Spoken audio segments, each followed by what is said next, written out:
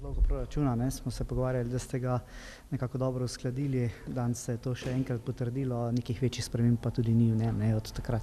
Ja, od predlog se v bistvu ni spremenil, jaz sem zelo vesel, da je bil danes proračun v obeh branjih sprejet, kar pomeni, da lahko začnemo aktivno delati, tako kot smo si zastavili. Jaz se še enkrat zahvaljujem vsem članom občinskega sveta, da so to danes tako potrdili in ta predlog moj tudi potrdili. Mesecu maja bomo videli, kako bo realizacija, verjetno bodo kakšne še spremembe, kakšen rebalans, ampak v bistvu smernice so zastavljene in jaz upam, da bomo v letošnjem letu večino teh nalog, ki smo si jih proračunov zastavili, tudi realizirali. Med naložbami, katere gre izpostaviti mogoče? Ja, izpostavljamo zaključevanje oziroma nadaljevanje izgradnje bazena, krožišči Hofer, investicijsko tonno tepanje, potem nadaljevanje izgradnje sekundarne kanalizacije v Zbelovem, potem v Loča obnova kulturnega doma, staro tržnico bi radi uredili in še veliko več takih manjših stvari, ki bodo pa zagotovo pripomogli k temu, da bo življenje v Konjicah boljše. Manjka pa kak milijon, ste rekli, da bi pa lahko občina še nekatere stvari začela urejati, ki si jih želite. Ja, veste, občina Konjice kot takšna rabi neki denar, ki ga mora imeti v rezervi, da lahko neke stvari aktivno pelje. Pri tem mislim predvsem nakupe zemljišč, ki dejansko jih moramo začeti izvajati, če hočemo se razvijati, ne samo v Konjicah, tudi po ostalih krajevnih skupnosti.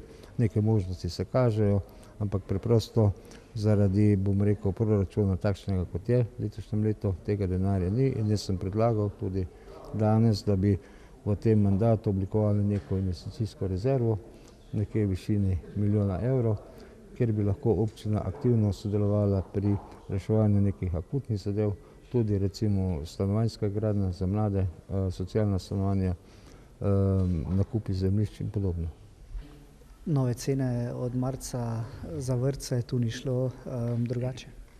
Ja, tu dejansko ni šlo drugače. Torej, mi smo v proračunu zagotovili skoraj 180 tisoč evrov denarja več za vrtce, to je nekje 70% tega povišanja. Je pa to razlog seveda višjih plač v javnem sektorju, ki so pač posledica dogovora med vlado in sindikati. In to ni zdaj samo problem v naši občini, dejansko v vseh občinah se te stvari urejajo.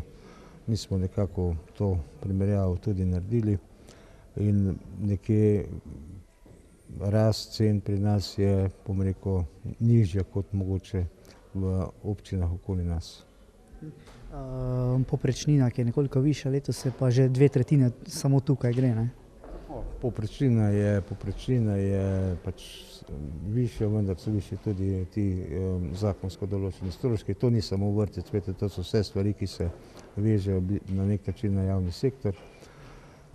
Jaz upam, da bomo zmogli tudi v okviru občin v Sloveniji nekako vlado prepričati, da se te stvari uredijo.